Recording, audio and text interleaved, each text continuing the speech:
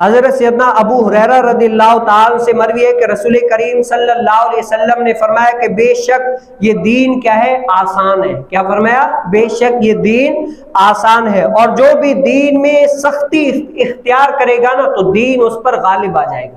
کیا ہے؟ دین بالکل آسان ہے۔ آج لوگ کہتے ہیں نا بھئی دین پر چلنا بہت مشکل ہے، ہم سے دین پر نہیں چلا جاتا، آج دین پر کوئی بھی نہیں چل سکتا، بڑا ہی مشکل ہے، دین پر چلنا ہی اتنا مشکل ہے کہ اوہو بات ہی نہ کریں۔ ہمارے دین بے شک دین کیا ہے؟ آسان ہے، بالکل آسان ہے، اور جو دین میں سختی اختیار کرے تو دین اس پر غالب آ جائے گا۔ دین میں جو سختی کرے گا نا دین اس پر غالب آ جائے گا۔ اسی لیے میانہ روی اختیار کرو۔ کیا کرو؟ میانہ روی اختیار کرو، اور قریب قریب رہو، اور بشارت دیتے رہو صبح اور شام، اور کچھ آخر تک یعنی شب میں چل کر سفر کرو۔ دین میں جیسے دین میں سختی کیا ہے کہ یہاں پر جیسے اور بہت سارے اعمال لیتے ہیں نا کہ بھائی دین میں آسانی کیا ہے کہ سارے جو صالح اعمال ہیں، نیک اعمال ہیں، میں سارے کر لوں گا، یعنی دین اسلام کے جتنے سارے صالح نیک اعمال ہیں میں سارے کر لوں گا۔ نہیں نہیں نہیں، آپ دین اسلام کے جو صالح نیک اعمال ہے نا آپ کرتے کرتے کرتے کرتے کرتے تھک جائیں گے نا، تب بھی دین اسلام کے جو نیک صالح اعمال ہے ختم نہیں ہوں گے۔ ان کی لسٹ اتنی ہے کہ میں اور آپ سنتے جائیں سنتے جائیں، بتاتا جاؤں سنتے جائیں، تب بھی دین اسلام کے جو صالح نیک اعمال ہے وہ ختم نہیں ہوں گے۔ تو کیا ہے؟ درمیانہ میانہ روی اختیار کرو، جتنا اللہ تعالیٰ نے تمہیں حکم دیا ہے اتنا کرو، اور جو سخت سے سخت عمل کرتا ہے نا آخر کار تھک جاتا ہے۔ کچھ صحابہ کرام رضی اللہ تعالیٰ اجمعین ایسے تھے جو بہت سارے سخت اعمال کیا کرتے تھے، جیسے صوم وصال، یعنی حضور علیہ السلام رکھا کرتے تھے نا، نہ ہی کرتے نہ ہی سحری کرتے، کیا ہے؟ نہ ہی روزہ افطار کرتے نہ ہی سحری کرتے۔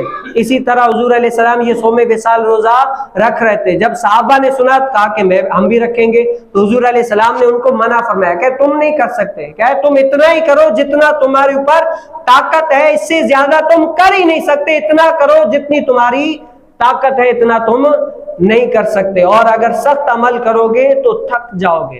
کیا کرو گے؟ تھک جاؤ گے۔ کہا کہ میں صوم داؤدی رکھوں گا، حضور علیہ السلام نے منع بھی کیا، لیکن کیا ہے؟ کہا یا رسول اللہ میں رکھ سکتا ہوں، تو حضور علیہ السلام نے اجازت دے دی، رکھا۔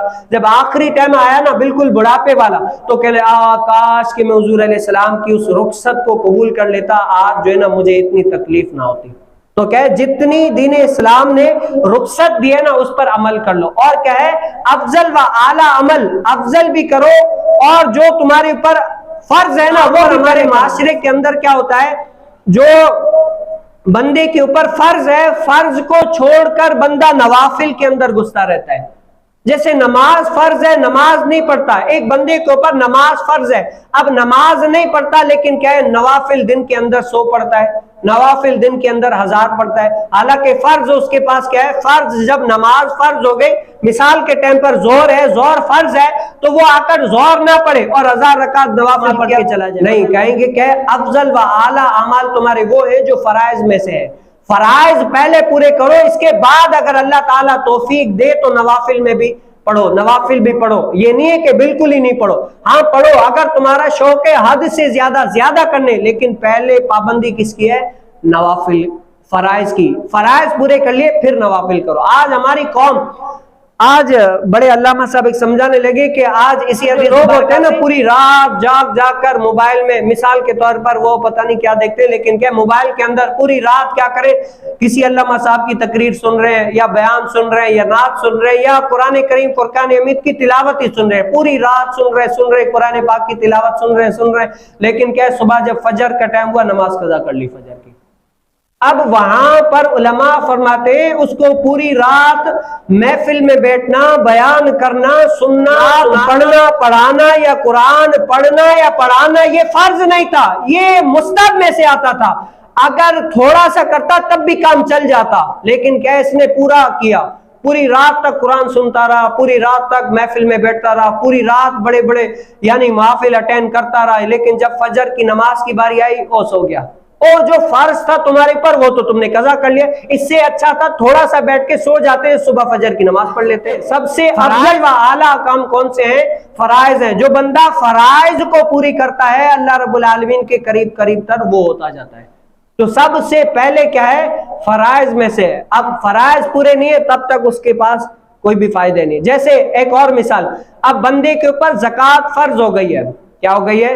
زکوٰۃ فرض ہو گئی, لیکن کیا ہے, بندہ روزانہ کیا کرتا رہے, 11ویں کرتا رہے, محفلیں کرتا رہے, میلاد کرتا رہے, یہ کرتا رہے, وہ کرتا ہے, ادا نہیں کر رہا. تو ہر کوئی اس کو کہے گا کہ تمہارا یہ کرنا باعث برکت تو ہے, لیکن تمہارے لیے وہ نہ کرنا تمہارے لیے وہ گناہ ہے, کیونکہ سب سے زیادہ جو تمہیں گناہ ملے گا اس لیے کہ تمہارے اوپر زکوٰۃ فرض ہے, زکوٰۃ نہیں دو گے تو گناہ گار ہوں گے. اسی طرح اگر بندے اتنا مالیت پیسہ ہے اس کے پاس کہ حج کر سکتا ہے, حج فرض ہو گیا لیکن پھر بھی عمرہ کرنے کے لیے جا رہا ہے, تو یہ بھی بندہ گناہ گار ہوگا. کیوں؟ اس کے اوپر حج کو ترجیح دے, پہلے حج کرے پھر جتنے چاہے عمرے کرتا رہے. دنیا کے اندر جتنی زندگی ہے, جتنا اللہ تعالی نے نوازا ہے, کتنی مرتبہ 50 60 100 مرتبہ بھی عمرہ ادا کرنا چاہے تو کر لے, لیکن فرض پہلے کیا ہے؟ حج ہے. اب اگر افضل جو اعلیٰ عمل ہے وہ نہیں کرتا تو گناہ گار ہو جا, پھر بھلے جتنے سارے عمرے کرتا رہے.